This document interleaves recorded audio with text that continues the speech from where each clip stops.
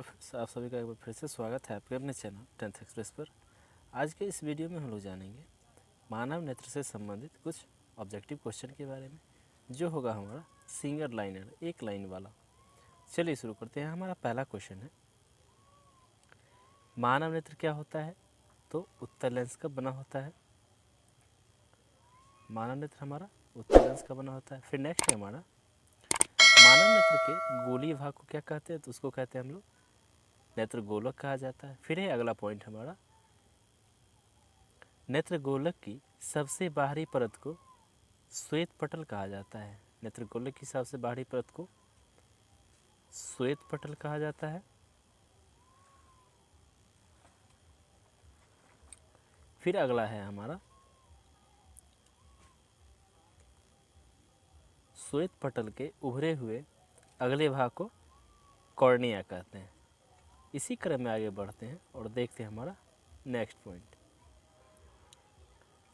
हमारे यहाँ पे नेक्स्ट पॉइंट है, श्वेत पटल के उभरे हुए अगले भाग को कॉर्निया कहते हैं।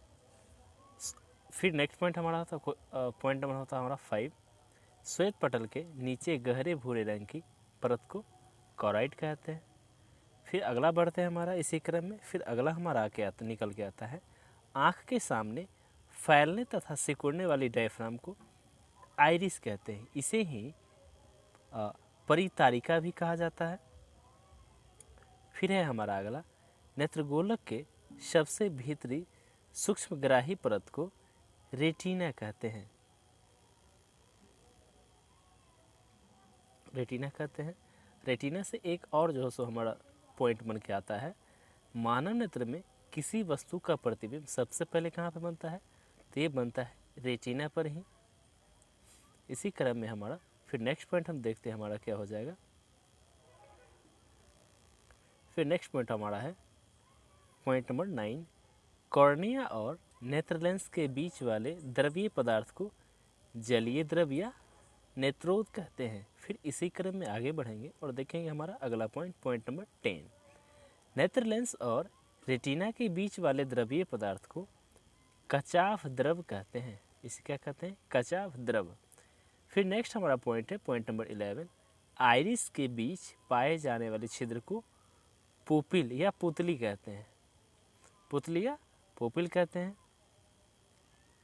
फिर हमारा अगला पॉइंट आता है, पॉइंट नंबर 12 आता है, आँख के पुतली वाली भाग क्या होती है?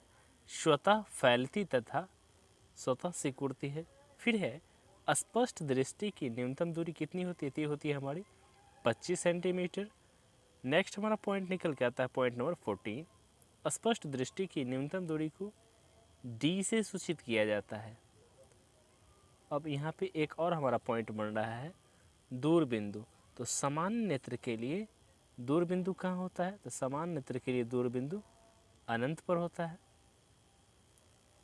इसी कड़ी में आगे बढ़ते हैं और देखते हैं हमारा अगला पॉइंट, पॉइंट नंबर 16, दूर बिंदु को कैपिटल एफ से सूचित किया जाता है, जबकि नेक्स्ट है हमारा निकट बिंदु को कैपिटल एन से सूचित किया जाता है। अब यहाँ पे एक हम क्वेश्चन यहाँ पे हम छोड़ दिए हैं, वो क्वेश्चन होगा क्या कि जब हम लोग नेत्रदान करते हैं तो उसमें हमारा क्या होता है? पूरा आँख नहीं दान दिया जाता, सिर्फ और सिर्फ नेत्र लेंस ही दान दिया जाता है। लेंस, नेत्र लेंस को ही नेत्रदान में हम लोग देते हैं। आज के लिए बस इतना ही, मिलते हैं फिर नए वीडियो में। Thanks for watching this video.